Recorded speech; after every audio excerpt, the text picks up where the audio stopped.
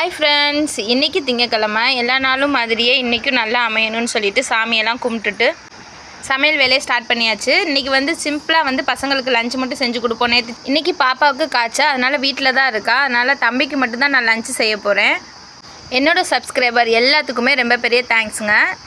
First நல்லா எண்ணெயை காய வச்சு அதில் ஒரு 2 தக்காளி பழத்தை நல்லா நறுக்கி போட்டாச்சு. அது கூடவே கொஞ்சமாக உங்கள் ஊரில் எந்த சிக்கன் பொடி ஃபேமஸாக விற்குமோ அது போட்டுக்கோங்க.